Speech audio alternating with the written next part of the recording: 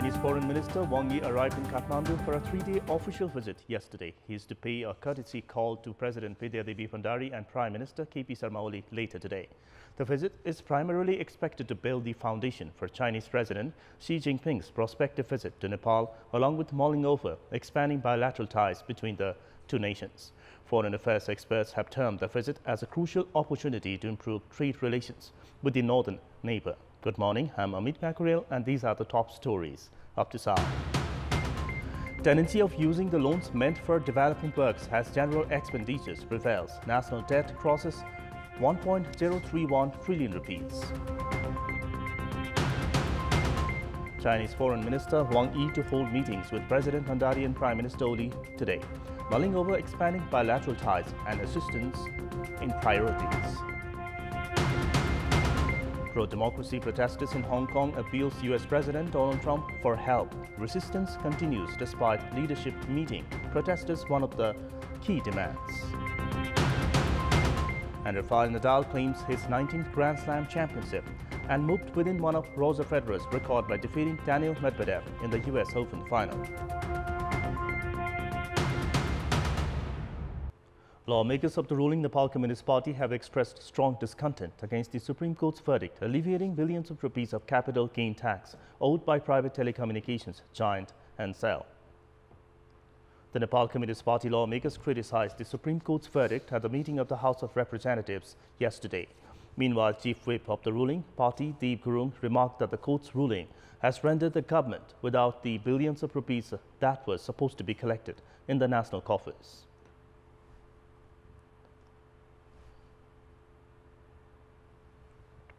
त्यो आदेशले राज्यको अरबौंको कोषको घोटाला गराएको छ। त्यसकारणले त्यो आदेश बेठिक छ र त्यो आदेश विगतको गत 75 माघ 23 गते गरेको सर्वोच्च अदालतको फुल इजलासले गरेको आदेशको पनि उल्लङ्घन गरेको छ।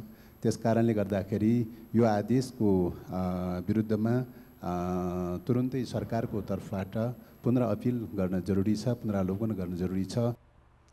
The last taxpayers' office had earlier directed Ncell to pay the capital gain tax along with interest and penalties amounting to 39.6 billion rupees after a full bench at the Supreme Court comprising the Chief Justice himself ruled that the tax liability of the private telecom company cannot be exempted in any pretext. However, a different bench at the Apex Court later ruled that Ncell did not have to pay more than 14.36 billion rupees as per the appeal of the telecommunications giant. Citing that the court issued contradictory verdicts on the same case, Chief Whip Gurung said the government should file an appeal at the Supreme Court calling for a review on the case. Speaking at the meeting, lawmaker of Nepal Mazdoor Kisan Party, Prem Sawal, even drew the parliament's attention on establishing an investigation committee to determine whether or not to file an impeachment motion against the justices who ruled in favor of Ncell.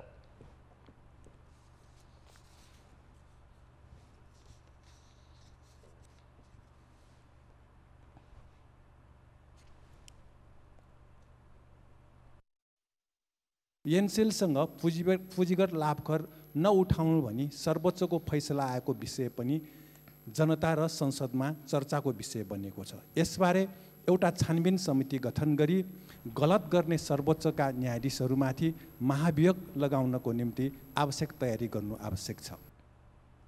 The Parliament's Law, Justice and Human Rights Commission has already decided to hold consultation with experts with regard to the Supreme Court's verdict.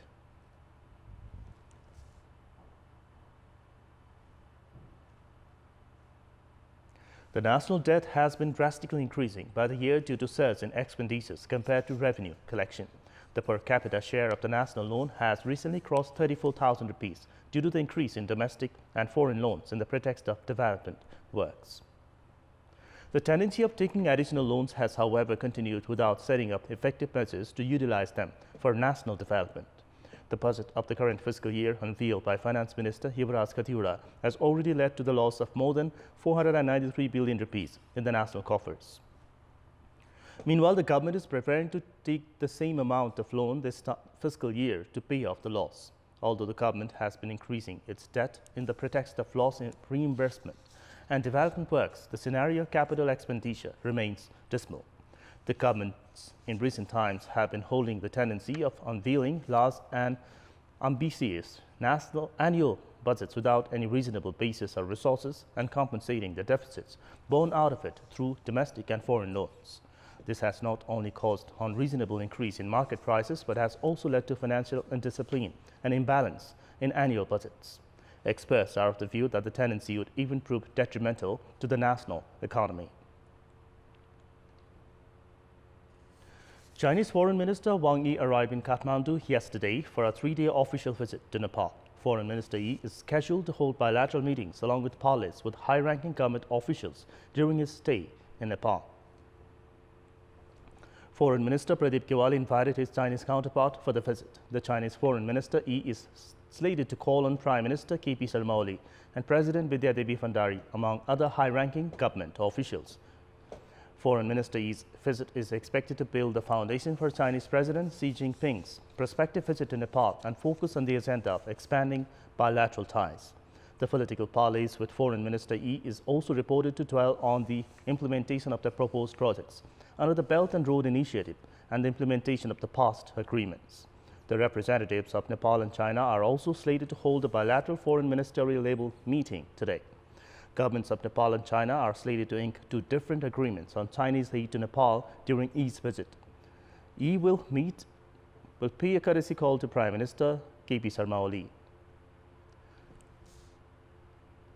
Today, he is slated to meet with Chairperson Pushpa Kamal Dahal of Nepal Communist Party and Sher Bahadur Deuba of Nepali Congress.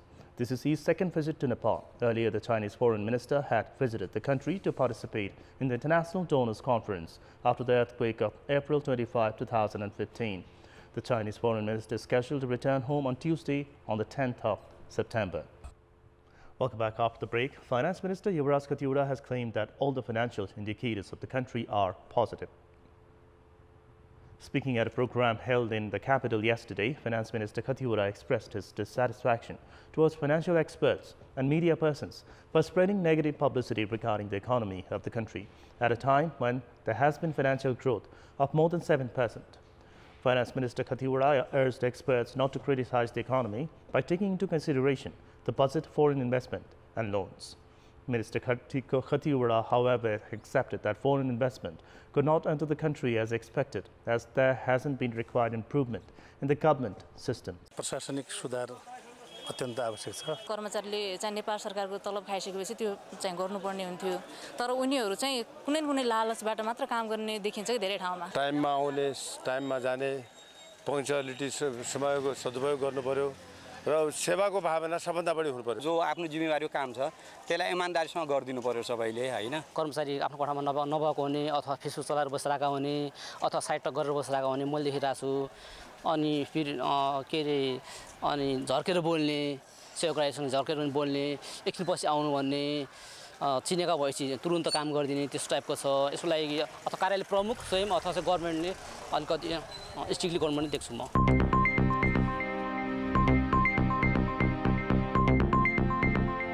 It's time now for our segment, Public Pulse, where you text us with your opinion.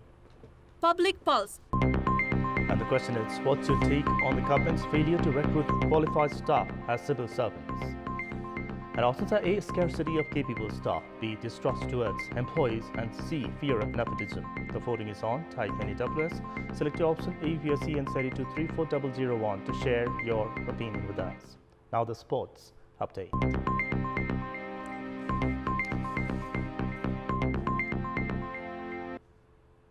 Rafael Nadal has claimed his 19th Grand Slam championship and moved within one of Roger Federer's record by defeating Daniil Medvedev 7-5, 6-3, 5-7, 4-6, 6-4 in the US Open final. The 33-year-old was playing in his 27th major final, but 23-year-old Medvedev, who was in his first, fought all the way in a classic encounter at Flushing Meadows. The emotion of the occasion and a highlight reel of his slam wins that played inside the stadium after he claimed match point overwhelmed the Spanish star, and tears rolled down his cheeks in a touching moment. Nadal is now with one major trophy of Roger Federer's record for Grand Slam titles won by a man.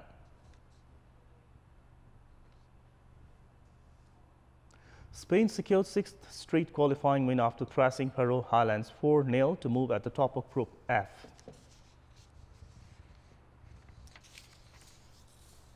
Spain secured straight 6th sixth straight qualifying win after pressing. Puerto Rico trapped into an empty net to put Spain in front in the 13th minute despite being an offside position when he received a pass from Mikhail Oyarzabal. The goal stood as video technology is not used in the qualifying phase.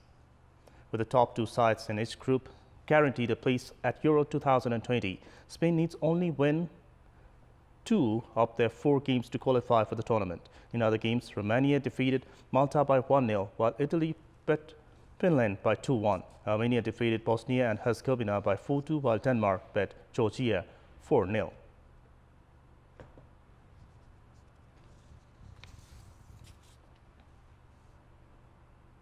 It's time now for our special segment, Off the Beat.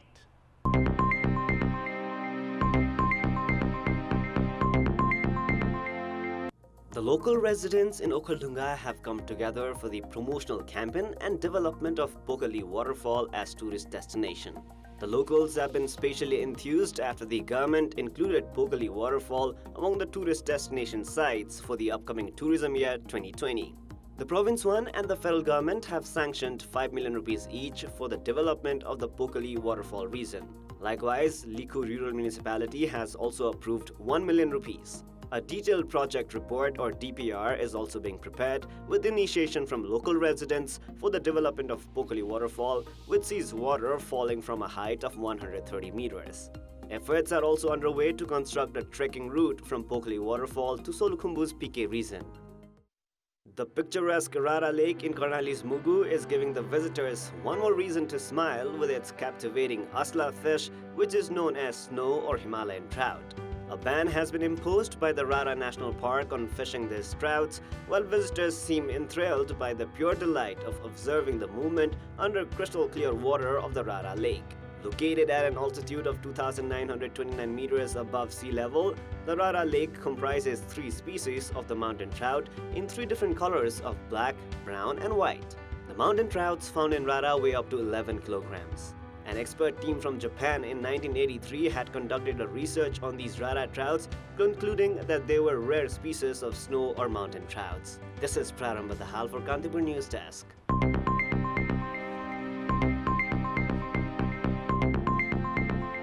And that's all for this hour. Keep watching Kantipur Television SD for more news and entertainment. Have a good day.